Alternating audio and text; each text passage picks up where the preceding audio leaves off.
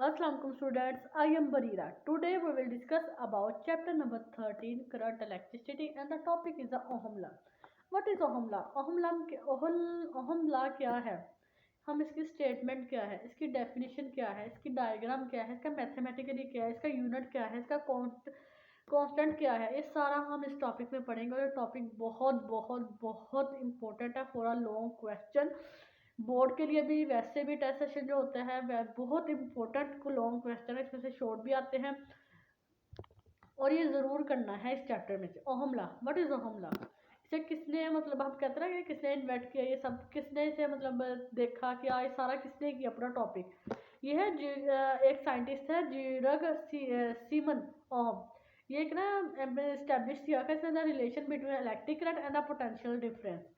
ये एक ऐसा साइंटिस्ट है जिसने ना इन दोनों का रिलेशन बनाया था, इलेक्ट्रिक करंट का एंड पोटेंशियल डिफरेंस। जैसे इलेक्ट्रिक करंट हमने पहले पढ़ा था, क्या होता है electric current? Flow of a charge at motion, या हम करते हैं study of a charge at motion, इसका इलेक्ट्रिकल करंट। और पोटेंशियल डिफरेंस, ओहम लॉ की हम देखते हैं कि ओहम लॉ की स्टेटमेंट क्या है। Electrical current flowing through a conductor is directly proportional to the potential difference across to it. हाँ, इसमें क्या है कि जो हमारे पास इलेक्ट्रिक करंट है ना flowing through a conductor is directly proportional to the potential difference across it. जो हमारे पास करंट है उसे हम डिनोटेट करते हैं आई से। जो हमारे पास आता है डायरेक्टली प्रोपोर्शनल, हमारे पास इसे हम वी, और जब हमारे पास पोटेंशियल डिफरेंस है वो हमारे पास वी होता है, इसे हम करते हैं आई इज इक्वल टू के वी, और हमारे पास इक्वेशन 1 आ जाती है। सो हम अगर इसकी डायग्राम देखें तो इसकी डायग्राम ऐसी होती है, मैं आपको दिखा सकती हूँ इसकी डायग्राम। इसकी डायग्राम हमारे पास ये रही इसकी डायग्राम। ये देखिए,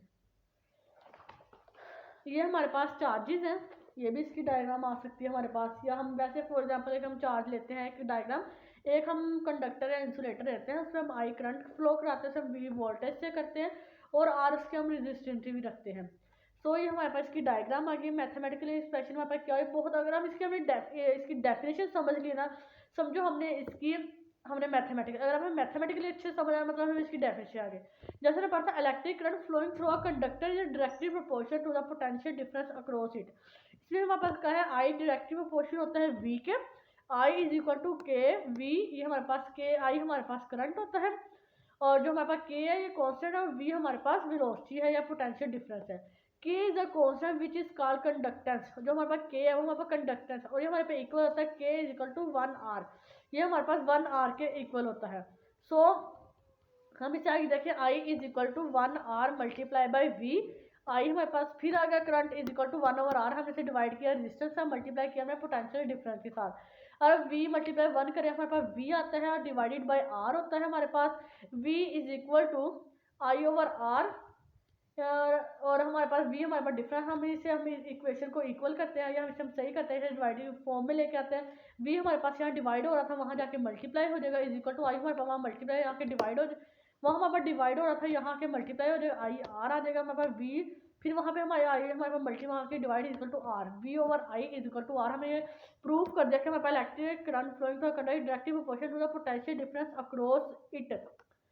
सो हम this equation are the mathematically represented by the of Ohm law.